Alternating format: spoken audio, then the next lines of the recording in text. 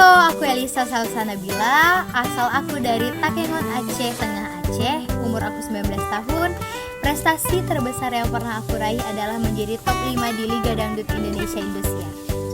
Ya, Dr. Tompi, saya dokter bedah plastik saat ini berpraktek di Jakarta. Saya aktif di entertainment sebagai musisi, juga sebagai video maker, movie maker, dan masih sangat serius menjalankan praktek saya sebagai dokter bedah plastik di klinik Beautiful. Nama saya Indrian Istina Ramadhani, umur saya 17 tahun, asal dari Biren, Aceh.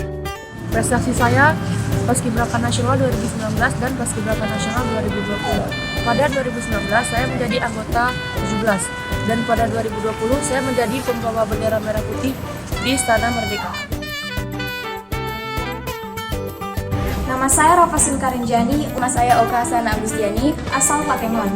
Prestasi yang sudah saya raih yaitu juara 2 seleksi NIPC Indonesia dan meraih medali perak di ajang Macau International Innovation and Invention Expo.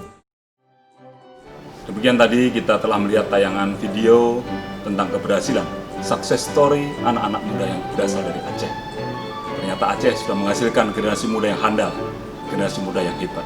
92 tahun lalu, pemuda-pemuda dari seluruh Indonesia berkumpul, menyatukan tekad untuk menjadi satu tanah air, satu bangsa, dan satu bahasa, Indonesia.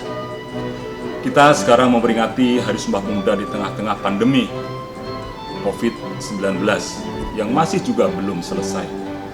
Disinilah diharapkan juga para pemuda memiliki peran, memiliki kiprah untuk membangun kesadaran kolektif, membantu pemerintah daerah untuk bersama-sama melaksanakan protokol kesehatan, melakukan sosialisasi dan himbauan, dan yang paling penting adalah diri kita sendiri untuk senantiasa mengikuti protokol kesehatan.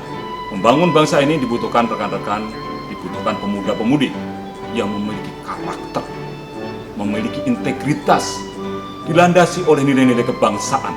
Oleh karena itu, mari saya mengimbau untuk seluruh pemuda-pemuda yang ada di Aceh, kita tanamkan karakter kebangsaan Indonesia dengan memiliki kreativitas, inovasi.